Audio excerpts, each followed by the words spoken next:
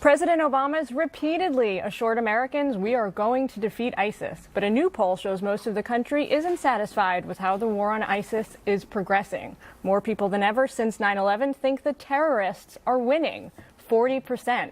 But the president wants to keep with his strategy despite warnings from former top military advisors like Mike Flynn and others who have declared it's not working. I question what is it that is going through his head and who is advising him on staying the course. He's over visiting the National Counterterrorism Center. The other day he visited the Pentagon. He made some comments afterwards essentially saying we're on track. We're not on track. I do believe that he has an ideology that is not necessarily aligned with the majority of the people in this country. Political correctness is keeping us from winning the war, according to Congressman Peter King. Should there be more surveillance in the Muslim communities? The answer is yes.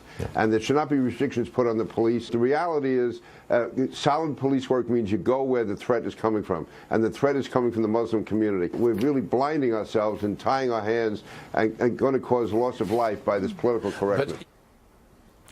So President Obama's been on this reassurance tour around Washington to try and ease fears about the rise of ISIS, but I think what would really make the American people feel better is if he would allow the military to degrade and defeat ISIS as he promised to do over a year ago.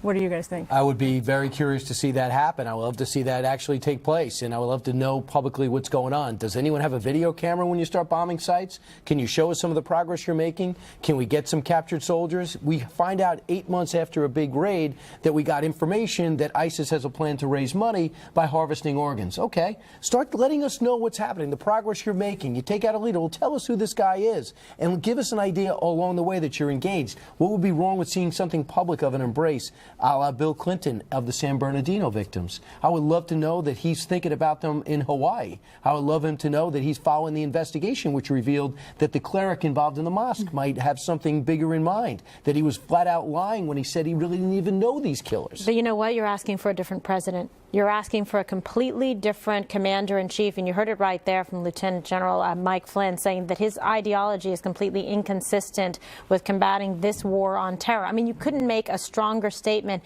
condemning the policies and the politics of this administration than what we've been hearing. Anytime anyone's released, like as a hostage from that administration, they come out and the truth serum is there and they tell you exactly what's going on. Anyone else that has differed with the president in terms of the military and the generals, the commanders have been in charge, that have been forced out in retirement one by one, the people who actually know what needs to be done and have the specifics to back it up. Others like Jack Keane here, we listen to the plans and ideas that he has.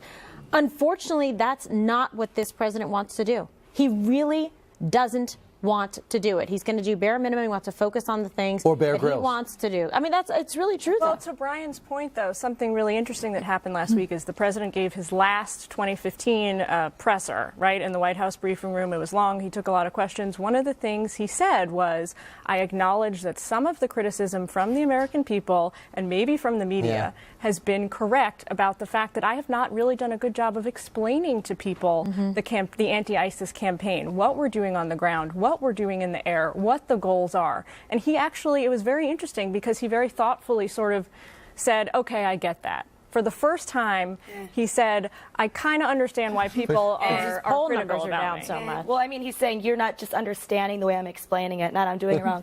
That's what I got. Yeah, no, that's true. But he did say it. This poll's about whether people think that terrorists are winning, and I think that so many people said yes is kind of a win in itself, because terrorists just don't want to just take our lives. They want to completely destroy our way of life. And you can say all you want about, you're more likely to get crushed by furniture than killed by a terrorist, but I got to say I'm more scared of terrorists than my furniture. Or your lounge chair. Because I do think I've fallen out of plenty of chairs, and still.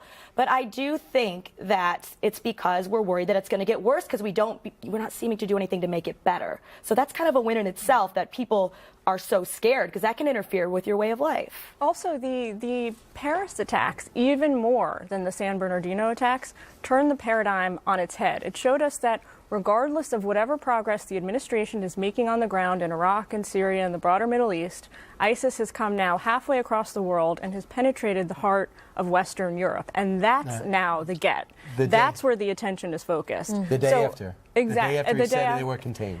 Well, exactly. But the point is that it's great to make progress in the Middle East. That's what we want. We want to take back territory that ISIS is holding. But at the same time, if they're encroaching into France and the UK, who cares? Obviously, I don't mean that. We care very much. But the attention is now much closer to home. It's with our allies. Yeah, but it shouldn't have had to come to this point. I mean, I'm not going to give him any credit for being like thoughtful or introspective. I'm not interested in Hallmark cards. I'm interested in like body bags and counts here to say that this is what we're doing. We're taking these guys out.